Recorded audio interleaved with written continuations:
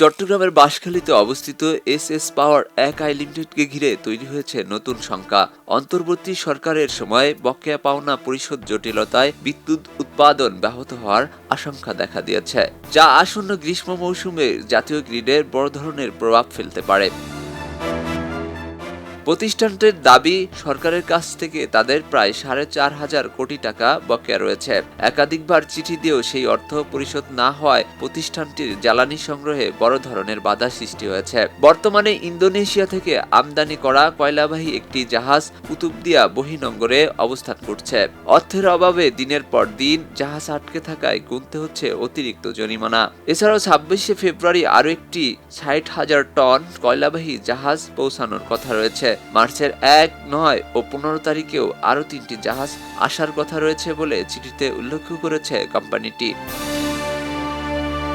SS পাওয়ারের কাছে জ্বালানি সরবরাহকারী প্রতিষ্ঠানও স্পষ্ট জানিয়ে দিয়েছে, পূর্ণাঙ্গ অর্থ পরিশোধ ছাড়া কয়লা খালাস কিংবা নতুন চালান দেওয়া হবে না। কোম্পানির দাবি, 28 ফেব্রুয়ারির মধ্যে অন্তত $15 মিলিয়ন এবং 15 মার্চের মধ্যে বাকি সমুদায় অর্থ পরিশোধ না হলে পরিস্থিতি আরও জটিল হবে।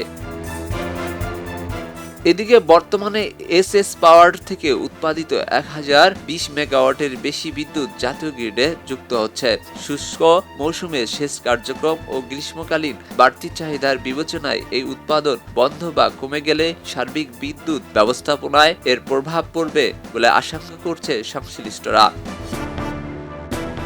এ বিষয়ে বাংলাদেশ পাওয়ার ডেভেলপমেন্ট বোর্ডের চেয়ারম্যান রেজাউল করিম জানিয়েছেন, বিদ্যুৎ উৎপাদন স্বাভাবিক রাখতে ইতিমধ্যে 500 কোটি টাকা দেওয়া হয়েছে এবং আগামী রোববার আরও 150 কোটি টাকা দেওয়া হবে। ধাপে ধাপে সমন্বয় করে কার্যক্রম চালু রাখা হবে বলেও তিনি আশ্বস্ত করেছেন।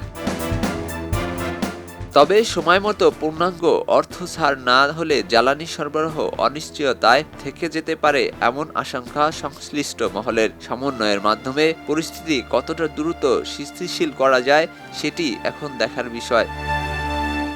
খবরের কাগজ, নিখাত, নির্ভীক, নিরপেক্ষ।